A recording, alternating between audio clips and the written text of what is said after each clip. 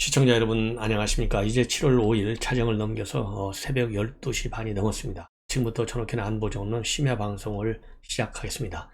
이번 시간에는요, 여러분들 잘 아시다시피 이제 이준석 대표에 대한 징계가 불과 이틀밖에 남지 않았어요. 그러다 보니까요, 이준석 대표의 심경이 상당히 복잡해지는 것 같아요.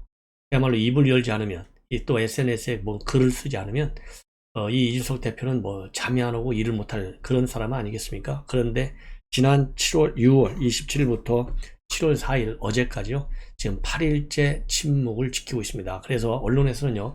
이건 침묵 시위다, 항의 시위다 이런 표현을 쓰고 있어요. 그러니까 굉장히 불만이 많다는 것이죠. 왜냐하면 본인은 시종일관 성상납을 받지 않았다. 그런데 무슨 증거 인멸을 하고 품위를 손상하냐? 그러면 손해본 게 있어야 될 것 아니냐?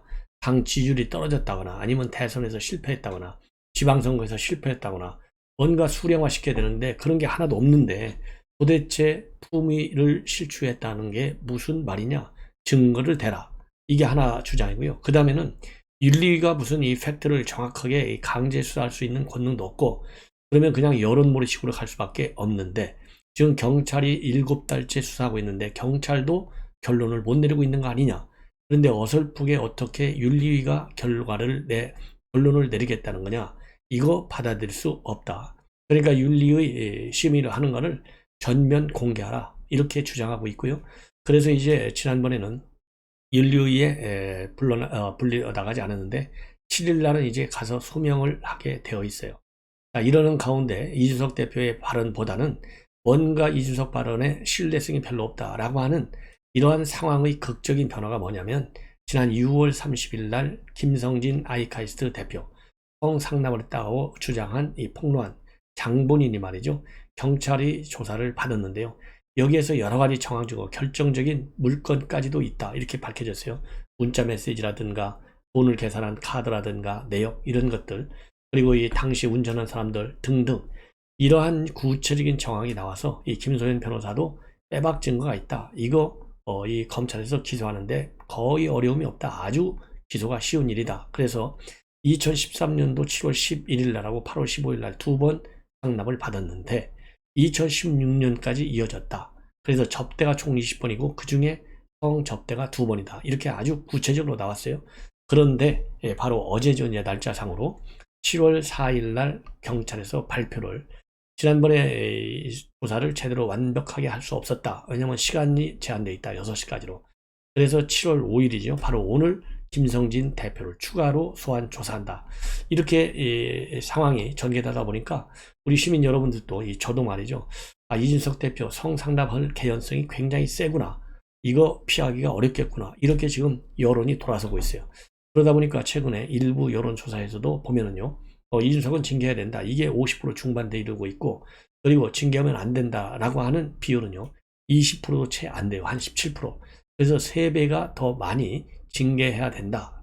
이렇게 여론이 지금 급변하고 있습니다. 그러다 보니까 이준석 대표가 입을 딱 다물고 있고요. 어제도 이제 회의를 끝냈는데 어제 회의에서 중요한 또 상황이 변하는 뭐냐? 배현진 최고위원이요.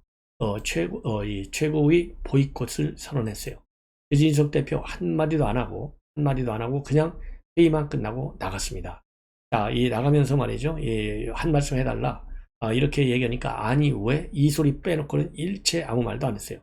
이 기자들이 뭘 물어봤냐면 20일 만에 대통령 지지율을 올리겠다고 했는데 도대체 어떤 전략이냐? 최고위원회에서 반론이 없었는데 일정을 다 취소한 이유가 있냐? 윤리위를 앞두고 있는데 결과에 승복할 거냐? 오늘은 한 말씀도 안 하실 예정이냐? 이런 질문이 쏟아졌는데 단 한마디도 안 하고 그냥 나갔습니다.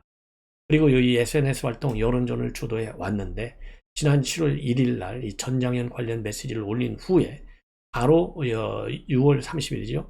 언론사 인터뷰 원본을 공개했을 뿐 원본을 일체 발언을 안 해요. 이러한 상황에서 배현진 최고위원이 도대체 지금 김성진 대표가 이 조사를 받은데요. 이거를 김소연 지금 변호사가 전부 다 폭로했는데 이런 것까지 지금 들었는데 이거 얼마나 민망한 일이냐. 여기에 대해서는 대표가 일단 입장을 밝히고 우리 국민한테 대해서도 송구하다는 얘기를 좀 밝혀라.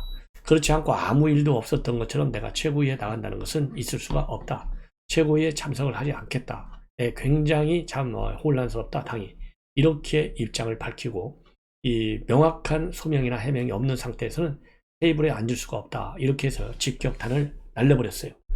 자, 그렇게 되니까 앞에서 말씀드린 대로 침묵 시위, 그 다음에 침묵 항의 시위 이런 거에 의해서 이 보이콧 사태까지 나오면서 당이 지금 심각한 이 우려에 빠져 있습니다. 이러는 가운데서 이 JTBC가 오늘 이 단독 보도를 했어요. 뭐냐면 이미 이준석 대표하고 윤석열 대통령이 떠나기 전에 만난 적이 있느냐 없느냐 이걸 가지고 그동안에도 진실 공방이 있어 왔고요. 대통령실에서는 전혀 없다라고 딱 부인했고, 이준석 대표는 당 대표가 통상적으로 만날 수 있는 거 아니냐, 당 대표가 대통령을 만나는 것은 지극히 당연한데 왜 거기를 정치적으로 해석하느냐 이렇게 얘기하면서 대통령과 만난 여부에 대해서는 이거를 갖다가 내가 왜 대통령 일정을 먼저 공개하냐, 공개할 수 없다 이렇게 해서 딱 이 시인도 부인도 안 하고 있고요. 대통령실에서는 확고한 부인을 했는데, 바로 이제 어제 저녁에 JTBC가 단독으로 보도한 걸 보면 이 국민의힘 관계자 2명을 통해서 이 보도를 하고 있습니다. 대통령실에서는 그런 사실이 지난번 6월 달에는요 사실이 없다라고 했는데, 이번 JTBC 오늘 7월 4일자 보도에서는요 확인해 줄 수 없다로 지금 말이 좀 달라지고 있어요. 그러니까 전혀 사실이 아니다 부인해서 이번에는 확인하기 어렵다. 어렵다는 얘기는요 NCND나 마찬가지잖아요. 그러면 NCND는 통상적으로 일이 있을 때 시인도 부인도 안 하는 거예요. 일이 없으면은 없어 딱 자르잖아요. 그런데 지금 대통령실 말이 JTBC 보도만을 놓고 본다면 말이 달라지고 있어요. 사실이 아니다 해서 확인하기 어렵다. 그렇다고 본다면 만났을 가능성은 더 커지는 거예요. 그래서 지난번에 이 보도 나왔을 때 대통령실에서 거짓말이 하겠느냐, 물론 이제 정치적인 상황에 따라서 이 국민의 어떤 큰 신뢰가 걸려있지 않은 사안의 경우에는 좀 말을 이렇게 흐릴 수는 있어요. 그런데 그 당시 대통령실에서 전혀 사실이 아니다 라고 한 것은 이 이준석 대표하고 만나서 저녁을 했다고 돼 있거든요. 만찬회동.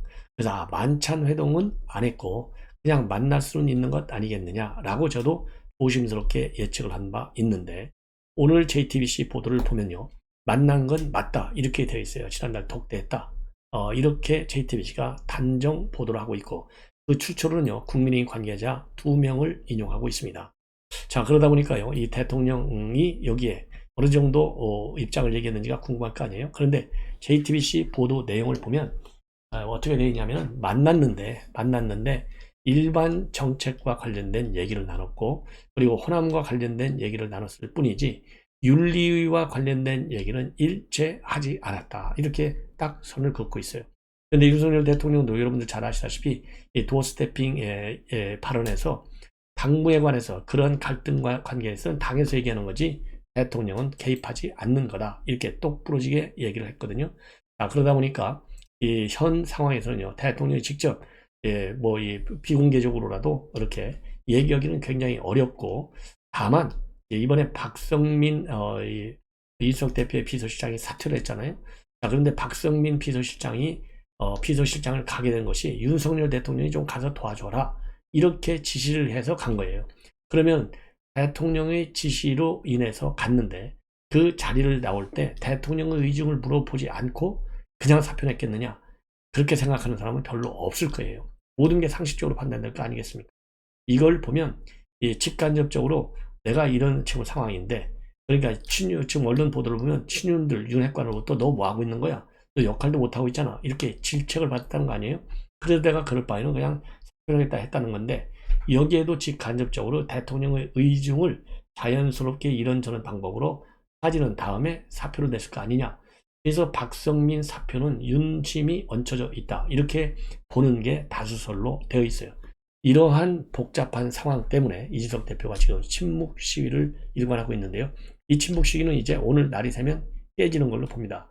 왜 그러느냐, 지금 한 우크라이나 의원 친선협회, 그러니까 우크라이나 의원들이요 3명이 지금 서울에 지금 와 있어요. 서울에 와가지고 지금 활동을 진행 중에 있는데, 이 내일하고 모레 말이죠 이 국회 차원에서 행사가 있습니다. 그래서 이 모레 6일 날은 한국과 우크라이나 의원친선협회 차원에서의 간담회를 진행하고, 간담회가 끝난 다음에 이준석 대표가 만찬을 제공하는 걸로. 왜냐하면 지난번에 우크라이나 갔다 왔지 않습니까? 그리고 7월 5일 날은요, 이준석 대표가 이 비공식 면담을 할 예정으로 있어요. 그렇기 때문에 이제는 침묵, 이 당 내용과 관련된 사안에 대해서는 침묵을 하겠지만은 우크라이나 대표단은 이 방안을 계기로 해서 일단 입은 연다. 이렇게 보여지고요. 당문은 게시하는 것이죠. 그렇기 때문에 이렇게 보여집니다. 그리고 이렇게 되다 보니까요, 이준석 대표와 가까운 의원들은 일단 친이준석적 발언을 하는 것이죠. 김용태 최고위원 같은 경우는 정말 입에 담기도 어려운 소문이 나돌고 있는데 윤리위가 인터넷 방송에 조종당하는 것은 아니냐라는 의혹도 있다. 집권 여당의 윤리위가 그렇지 않았으면 좋겠다. 이러한 입장을 내놓고 있어요. 그러면서 이번 주 결정은 내리기는 어려울 것이다. 예. 그리고 성상납의 여부와 김철근 정무실장의 서명이 당 대표의 지시에 의한 것인지가 밝혀야 한다. 왜냐하면 당 대표가 지시를 했으면 이게 증거인멸이 되는데 지시를 안 했으면 증거인멸이 안 된다. 이 얘기나 마찬가지예요. 그러면서 윤리위가 징계를 했을 때 수사 결과가 아니라거나 징계를 안 했는데 수사 결과 문제가 있다고 밝혀지면 모두 윤리위에 부담이 될 것이다. 섣부르게 정치적 판단을 하기가 어려울 것이다. 이렇게 의견을 내놓고 있고요. 하태경 의원은 시종일관 이준석 옹호하는 발언을 하고 있지 않습니까? 이준석 징계가 근거가 없다면 지지층이 상당히 동요를 할 것이다. 이렇게 입장을 내놓고요. 그리고 이준석 대표가 불복할 가능성, 재심을 신청할 것이고, 다만 감정적 대응은 자제하고 냉철하게 이준석 대표도 이제는 발언을 하고 대응하는 것이 좋겠다. 이렇게 훈수를 두고 있어요. 이렇게 해서 이준석 대표와 관련된 뉴스는 이 정도로 오늘 밤에 정리를 해드리겠습니다. 그런데 말이죠. 이 9월한 관훈클럽 총무 이 군원한 칼럼이 사람을 쫓아내는 리더십이라는 이 칼럼을 하나 썼어요. 이 칼럼 내용을 여러분께 간략하게 말씀을 드리면요. 이준석 대표 문제는 한두 가지가 아닌데 이 큰 문제가 우선 말이 많다는 거예요. 가변, 그 다음에 경박하다, 그 다음에 태도 불량, 이게 가장 큰 문제다. 이렇게 얘기를 하고 있습니다. 그러면서 말이죠. 이 굉장히 태도는 건방지고 교만하다. 이런 비판을 하고 있고, 윤리를 앞두고 지금 여론이 뭐라고 그럴까요? 불리하게 돌아가니까 20일 이내에 윤석열 지지율을 갑자기 끌어올리겠다라고 하는데 이거는 무슨 미끼 던지듯 한마디 했는데 이게 당 대표가 할 말이냐? 당 대표라면 지지율이 내려가기 전에 최선을 다했어야지 당연히 해야 할 일을 하지 않고 있다가 도와줄 수 있다고 나오는 게 많이 되냐? 이런 식의 이렇게 좀 강력하게 비판을 하고 있습니다. 그리고 도대체 팀워크를 모르는 대표를 뽑은 국민의 힘은 정말 불운하다. 지속적으로 정권을 잡고도 그 어드밴티지를 살리지 못하고 정치 초년생인 대통령을 불철주야 혼신을 다해 도와도 모자를 판에 당 대표는 업자 향 성상납 의혹으로 죽을 쓰고 있고 당은 뭘 하는지 존재감이 없다. 그러면서요. 하필 윤리의 첫날 이준석이 대표로 참석하는 당정대 연석회의를 하겠다니 모양새가 좋겠네. 만약 대통령이 참석한 갓쓰고 자전거 타는 식의 어색한 장면을 연출하지 않을까 이렇게 우려를 하고 있어요. 그러면서요. 요즘 국민의힘이 겪고 있는 분란은 사실 평지풍파다. 이준석 대표가 임을 다보고 묵묵히 일이나 열심히 했으면 이런 난리도 없었을 것이다. 그러면서요. 우리 속담에 긁어부스란 말이 있는데 이준석에게 꼭 들어맞는 말이다. 이렇게 비판을 하고 있습니다. 그러면서 분노 조절이 안 되는지 극단적 언어를 예사로 쓰고 있고 선장격인 대표가 한 배를 탄 사람들에게 지나친 적대감을 표시하는 언사가 비일비재한데 리더로서의 도덕성도 문제지만 성격 문제도 보통 문제가 아니다. 이번에도 윤리의 해체를 바라는가 하면 징계 결정이 나오면 무서운 보복을 하겠다고 암시하는 등 지나친 감정대음도 서슴지 않고 있다. 이것은 도덕적으로 성상납보다 더 심각한 문제이고 그 자신의 정치 생명만 단축시킬 것이다. 이렇게 지적을 하고 있어요. 바로 여기서도 말이죠. 이 감정적 대응 안 된다. 이렇게 되어 있지 않습니까? 이게 하태경 의원이 주장하는 거와 똑같다. 그래서 제가 여러분께 소개를 해드렸습니다. 이번에는 말이죠. 이번에는 이제 권성동 의원이 최근에 좀 이 문재인 정부에서 알박은 공공기관장들 사퇴를 굉장히 압박하고 있습니다. 그래서요, 이 권성동 의원이 이름까지 거명하는 사람은 전현희, 그리고 이석형은 평통수석 부의장이에요. 이석현. 그다음에 한상혁 방통위원장, 그다음에 홍장표 KDI, 문재인 정부 경제수석을 했죠. KDI 원장, 그다음에 정혜구 경제인문사회연구회 이사장, 이런 사람들을요 대표적인 알박기 인사로 딱 찍어서 사퇴를 하라, 이렇게 비판을 하고 있습니다. 그러면서요 지금 공공기관장 금년 내에 임명할 수 있는 사람은 71명으로 지금 되어 있습니다. 총 370개 공공기관이 지금 있어요. 그 중에서 지금 공석임대는 국민연금공단, 수출입은행, 관광공사 13곳이고, 신용보증기금하고요, 한국수력원자력 등 26곳은 후임이 임명되지 않아서 임기가 끝난 기관장이 계속 근무 중에 있습니다. 그리고 가스공사, 지원, 난방공사 등 31곳은 연내 기관장이 임기를 마치게 되고, 나머지 1개인 한국해양교통안전공단인데 지난달 기재부 작년분 경영평가에서 최저 등급을 받아서 해임 대상이 됐다, 이렇게 나오고요. 공공기관 알박기 인사는요 기관장급이 13명, 비상임 이사와 감사 등 총 59명으로 되어 있습니다. 예.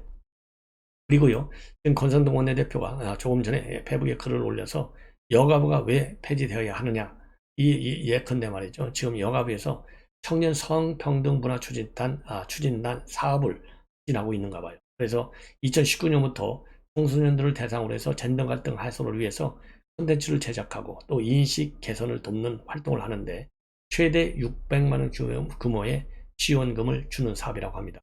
그래서 이 사업은 잘못된 것이다, 이게 이제 권성동 원내대표의 주장입니다. 이런 사업을 하니까, 이런 불필요한 사업을 하니까 여가부는 결국 없어져야 한다는 것입니다. 그래서 이 권선동 원내대표 이미 여가부 폐지 법안을 발의했는데 이 폐지 법안 그대로 추진하겠다 그러면서요 이와 별도로 여가부의 세금 낭비성 사업이 무엇인지도 면밀하게 살펴서 적절한 조치를 취하겠다. 그래서요 여가부 폐지되기 이전에 뭘 하느냐, 먼저 불필요한 사업을 정리하도록 하겠다라는 입장을 지금 내놓고 있습니다.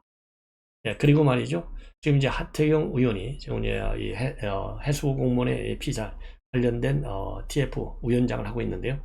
오늘 유엔 인권 사무소를 방문해서 유엔에 제소하는 방안을 강구하겠다, 이렇게 밝혔고요. 그리고 유족 측에 있는 김기현 변호사는 감사원에 감사를 신청했어요. 감사원이 청와대와 국방부 감사를 좀 해달라는 겁니다. 왜냐? 지금 해군과 해경청 등의 이 청와대와 국방부에서 언제 이대준 씨가 사망했는지 알렸냐 이거예요. 이거를 갖다가 감사하도록 요청을 했다고 합니다.